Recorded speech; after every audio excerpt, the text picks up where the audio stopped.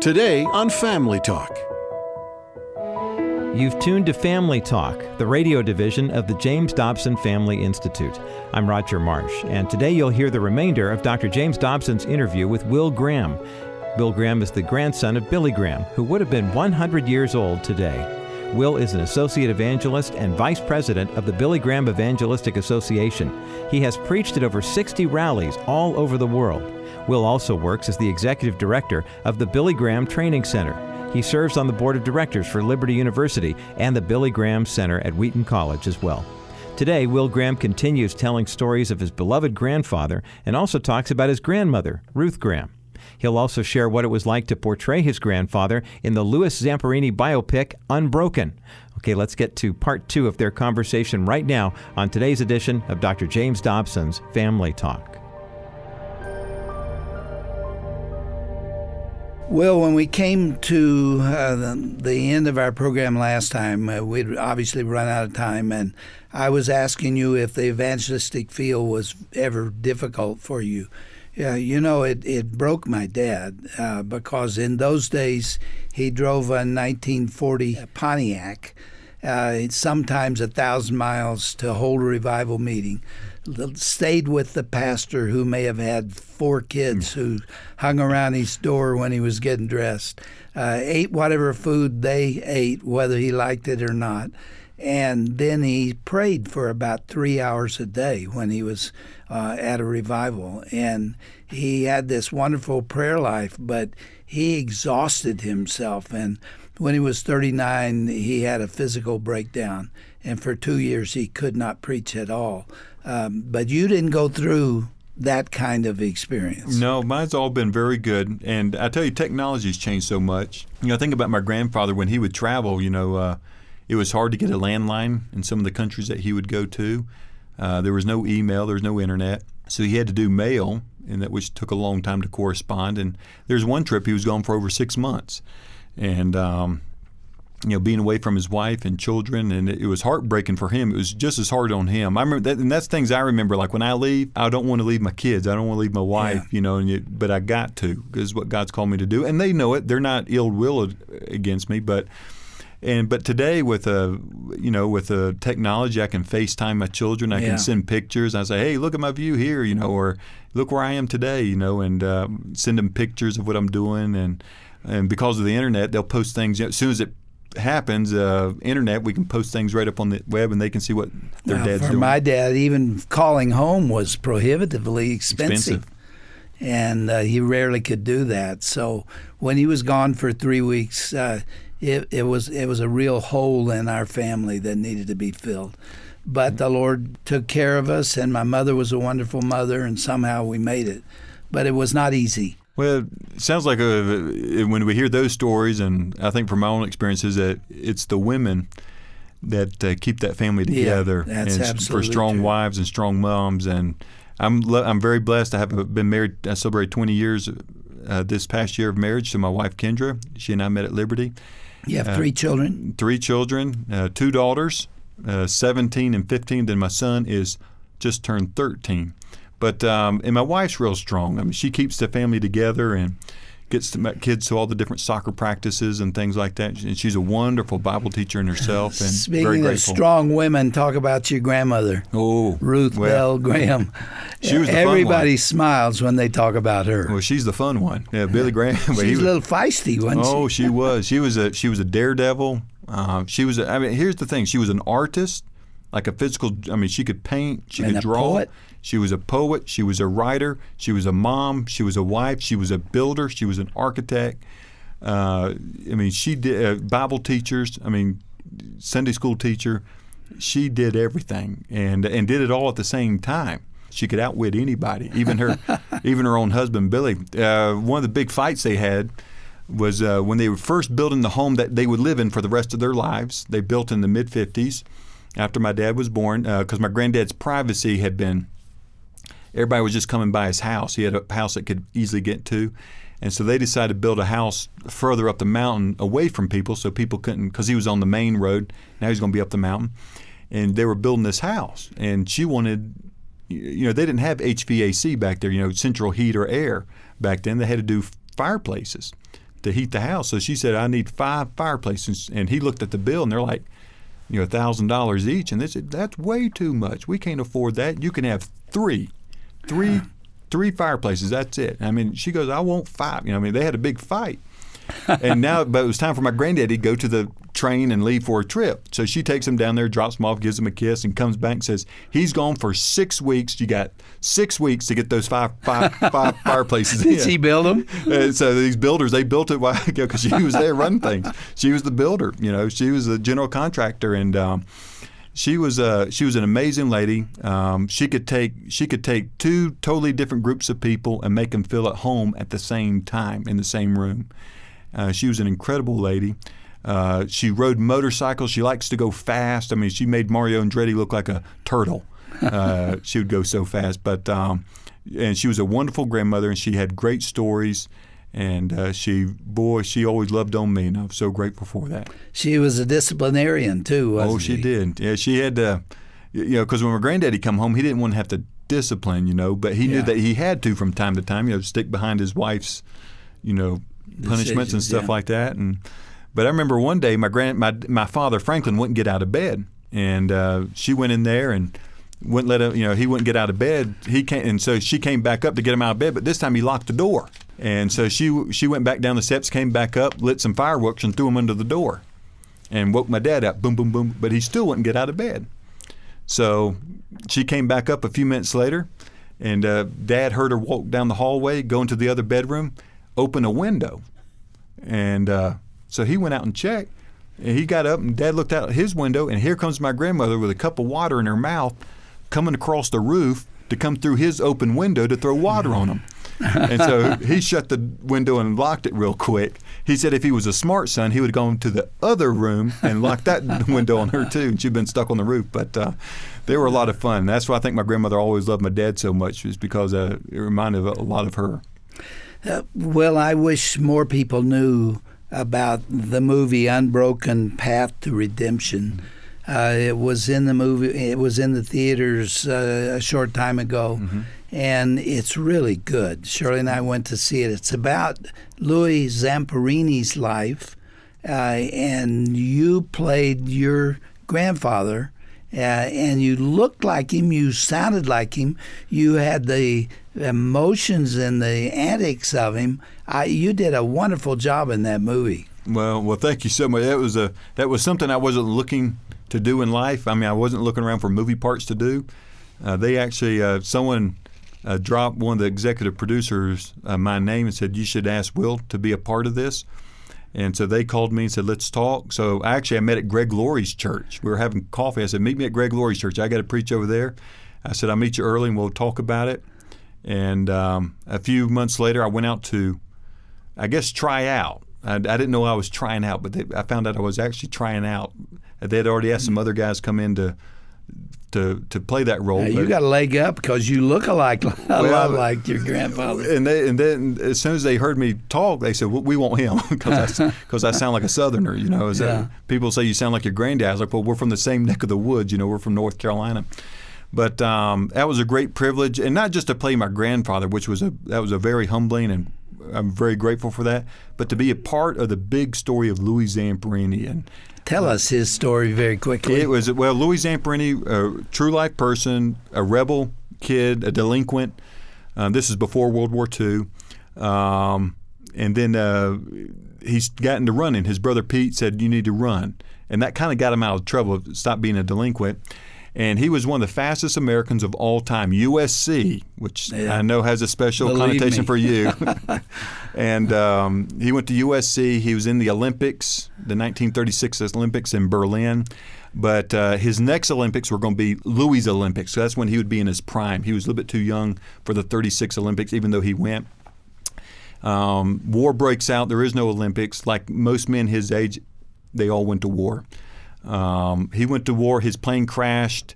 Didn't get shot down, but crashed. He floated across the Pacific Ocean longer than anyone else in human history. Got picked up by the Japanese. He was tortured and beaten. He would survive and come back to America. And that's basically what the first movie, Unbroken, is about, that part of his life.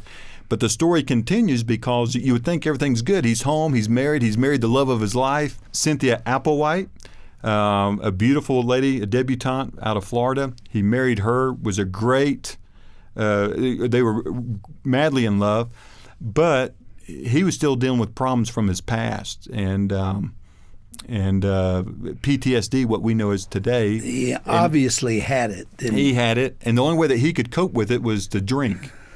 And because of that, he became an alcoholic, and when he became an alcoholic, he was losing everything. He was losing his wife, he was losing his money, he had no job, and he was just down and out. And out of desperation, in 1949, of all things, Billy Graham came to town. Yeah. And so Cynthia went. The wife went. She gave her life to Christ, and she came back. She had already filed papers for divorce, and Louie knew it. And Louie understood why. He didn't want a divorce, but he understood he was the problem. He was an alcoholic. He didn't know what to do to fix himself. He was always the fixer in the Army. Everybody wanted Louie on their plane because he could fix anything. He just knew how to fix things. But for the first time in his life, he couldn't fix himself. He couldn't do anything. He tried everything fixing himself, and he couldn't do it. And his wife was going to divorce him. He understood why. He didn't want to. He loved his wife, but he knew that he was a problem. Didn't blame her a bit. But when she came back from that crusade, she had given her life to Christ and said, I'm not going to divorce you. I'm going to stick with you. I'm going to stick with you just like I promised you I would. Christ has changed my life, and he doesn't want me to divorce you. And that softened Louie's heart just enough for him to say, yes, I'll go with you to the crusade. He walked out the first night, He did. He hated everything he heard because he thought he thought that Billy Graham was just preaching at him. And I hear that all the time. Your granddaddy was preaching just to me, you know. And I felt like I was the only one in the room. That's how Louie felt, and he hated it. So he got up and left. The second night, or the second time he went, he came back, and he hated it again. He got up to walk out. And when he got to the end of the line, he said, I don't know what happened, but the next thing I found myself was at the front. He's like, I don't even know how I got down to the front. And he said, I was there crying, giving my life to Jesus Christ. And that was, Louie would spend the next 60 years serving the Lord Jesus Christ by serving young people, especially in the L.A. area. And what a great testimony. He went to go be home with the Lord Jesus Christ in 2014. But this second movie on Louie's life deals with him coming to know Jesus Christ. And this is the best part, Dr. Dobson. It's not a Christian movie. It wasn't done by a Christian. It was done by Universal Pictures. The producer's the same from the first movie to the second. And he loved the story. There was no faith element in that first movie. That's right. It was a great movie, but it missed the whole point. Well, and I tell people this, I'm so grateful for two reasons, and there was a lot of Christians that, like you, like my father, that were upset that they didn't tell the full story in the first movie. And I tried to, and the producer helped me to understand this. He said, one is, he said there wasn't enough time. You know, Louie's life is not really a 2-hour movie. It's not even a 4-hour movie. It's really like a 12-hour documentary type thing needs to be done. But Angelina Jolie, and I'm so grateful the success she had because the movie was so successful, Universal gave the okay to do the second one because the success. I never knew those were done by the same company. You would never have believed it. No. That's what's so amazing. And so, but I'm so thankful that Angelina was so successful with the first one. It gave us the opportunity now to spend not 10 minutes talking about the conversion of Louie, but now an hour and a half to talk about the conversion of Louie. And to be honest, even the producer, Matt Baer, a great guy, become a great friend of mine, he said, Will, she wasn't the right director to capture it. I needed a different director. Yeah. I needed someone that was used to capturing spiritual things. That's why he got a man named Harold Kronk who did God's Not Dead, that great movie. He captured that movie, so they hired him to capture the faith aspect of Louie's conversion. So what we think, like, man, we're disappointed. God was using all to his purposes. So instead of just doing 10 minutes on the conversion, God said, here's 90 minutes on the conversion. And I've gotten to know his family, through this movie process. Luke Zamperini, which you've met. Well, I've had his kids on my program here. Great people, and we've become very good friends. I met he's only have one grandson, Clay. Clay Zamperini. There's only one grandchild of Louie's, Clay, and Clay got to be in the first movie. And he was the German runner that ran to bring in the cauldron, or the torch, or the Olympic torch. He's the one that lights the cauldron in the movie, in the first movie. So both grandkids of these two great men got to be in the movie. Well, Zamperini went on to become a great evangelist of his own. He did. Wasn't he? He had a deep love for the Lord. He never looked back after that conversion. He never did. And I think, to me, it's one of the greatest stories of forgiveness outside of the Bible. When Louie, all the hate, because all he wanted to do was to go back and murder the people that tortured him, mainly the man named Watanabe, nicknamed the Bird. He was the one that tortured him in the Japanese prison. And he had bought a gun and a plane ticket trying to get back over to Japan to find this man and to murder him, thinking that would take care of his problems. But he never did. And then he came to know Christ, and he said instantly he realized it was real because he no longer hated these people, but he had love for them. And so he would go back to the same prison that he was imprisoned in. Now it's the Japanese imprisoned, and he would evangelize the Japanese people. See, this is just one other fantastic story that swirled out of the life of Reverend Billy Graham. The man had the anointing of God in every phase of it, didn't he? No, he did. And I wish we had more time, because I would love to talk to you about the 49 Crusade, because you had Stuart Hamblin, you had Jim Voss. Stuart Hamblin was a big radio personality that would come to know Christ. Singer. That's right, singer. This Old House. And No Secret What God Can Do. He wrote that hymn because of his conversion, and John Wayne gave him the idea to write that song. And then Jim Voss was the wiretapper for Mickey Cohen. And when he came to know Christ, Jim got my granddaddy to go meet Mickey Cohen so he could lead him to Christ. But Mickey wouldn't come to know Christ. So my granddaddy had a private meeting with Mickey Cohen, the well-known mobster in L.A., trying to lead him to Christ. Will, with the time that we have left, I want to share something with you. Just today I found a study, the results of a study, on my computer, and I read it this morning, and it really kind of broke my heart, because this was the latest of the findings of George Barna, who is a social researcher who especially studies Christian issues. And this survey reveals that fewer adults today have a biblical worldview than just 2 years ago. It is dropping like a rock. He wrote, "Everyone has a worldview. The worldview is hugely important because you do what you believe, and your worldview is the central data bank of your significant beliefs." Here are some of the results from his latest study, which he presents in this document that I have.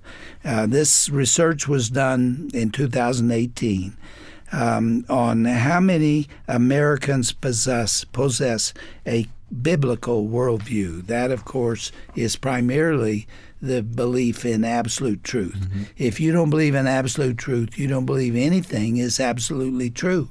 Not the divinity of Christ, not the authenticity of the Bible, not the existence of God. If you don't believe in a Christian worldview, you don't believe much of anything. That viewpoint of a biblical worldview is diminishing. The research is startling. Here are some of the data. The 2018 data, based on surveys conducted among a national sample of 6,000 adults aged 18 or older, revealed that the proportion of adults who have a biblical worldview dropped from 10% in 2016, 2 years ago, to 9% in 2017 and 7% in 2018. Listen to this: born-again Christians. Our kind of people, those that accept the validity and the personhood of Jesus Christ, 31% of them had a 31% of them had a biblical worldview in 2016. 23% 2 years later. Something is happening, especially to millennials who only have a 4% belief in absolute truth. 96% do not, and it is falling. It is dropping. We are desperately in need of a revival. Mm-hmm. We're desperately in need of a spiritual renewal Do you see any evidence that it is coming? Well, whether it's national, I don't know. I see pockets of it from time to time. Everywhere I've gone, I see the unexpected. I always try to give an invitation, just like my granddaddy would. Whether you're preaching at some type of normal meeting, or if you're preaching in a stadium, my granddaddy always would give an invitation for people to respond to. People poured out of the stands. Yeah, and I've trying to learn from my granddaddy. So even when I'm just speaking to churches, I'll give an invitation, knowing that they're Christian. Do they respond? They respond, and so that's why I see pockets of it wherever I go, and I see some pockets in other countries stronger than ours. I think, unfortunately, my granddaddy said he was always an optimist. To be truthful, I'm a pessimist, and I'm the opposite. And I say that because when I look at the biblical future, what the future holds, it's not good. When I see the end of days coming, the days of Noah, it's going to be like in the days of Noah. I feel like we're living in that time. They're not good days. Now, I know Christ wins, so I'm optimistic about that part. And I know where I'm going. I'm optimistic about that part. But here on earth, I know things are going to be bad. It's not going to get better. That doesn't mean that it doesn't mean that I quit preaching and give up. I'm going to fight for every minute I got. By all means, save some. That's Paul right. said. And I'm going to preach, and I'm going to preach, and I see pockets of it. I see lives changed. And that's why I can't wait to get up to Canada. Canada is a lot further secular than the United States right now. And when I get up there, I want to see what God's going to do, because God always surprises me. I remember one time preaching in Thunder Bay, and that's one of the stories in the book, was that I had given up because we had a small crowd, a small venue, and I'm just saying, Lord, I'm sorry. I wish we did more advertising. God, I wish we spent more time preparing the city. We just didn't do enough. I'm sorry, Lord. We'll do better in the next city. In other words, I'd already written this meeting off and I haven't preached yet. Now, to be honest, I got up and faithfully preached. You heard of Jonah? Yeah, that's exactly right. I got up and preached. 1 out of 5 kids, 1 out of 5, that's 20%, responded to give their life to Christ for the first time. And I went behind the stage and I started to cry because I had given up on the city before I even preached. And God was about to do one of the greatest things I've ever seen. And so I see pockets of this from time to time. And I just pray that there be a new generation that rises up that will have a biblical worldview, because they have the King of Kings and the Lord of Lords. They have truth itself living in them. And because of that, they can have a biblical worldview that we can start swaying this tide. But I don't know what's going to happen, because when I look at the Bible, I know the end of times is going to be one bad place and a lot of disillusionment. But we should do what we can and should do right to the very end. And I'm going to keep preaching. As long as God keeps giving me a crowd, I'm going to keep preaching. We're talking to Will Graham, the grandson of Billy Graham, and he's written a book called Redeemed, Devotions for the Longing Soul, and the subtitle is very telling, with quotes and stories of Billy Graham. Will, it's been great having you here these 2 days. I've loved talking to you. I'm sorry the time is gone. Get on to Canada. Oh, well, thank you, Dr. Dobson. Be praying for me. I appreciate your prayers. Blessings to your family. Thank you.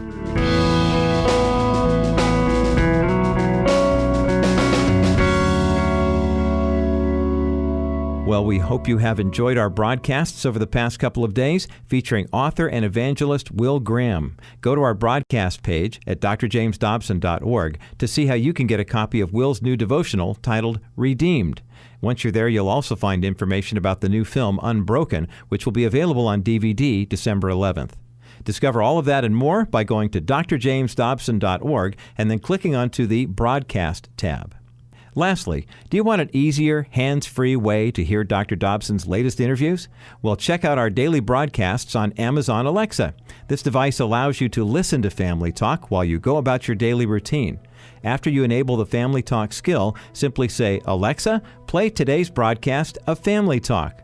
Learn more about accessing Family Talk on your Amazon Alexa by visiting drjamesdobson.org/Alexa. Well, that's all the time we have for today's broadcast. We are so grateful for your generous support of this ministry. We are completely funded by faithful listeners just like you.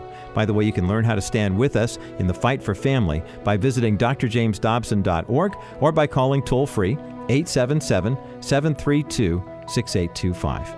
I'm Roger Marsh. Thanks so much for listening. Be sure to join us again tomorrow for another edition of Dr. James Dobson's Family Talk.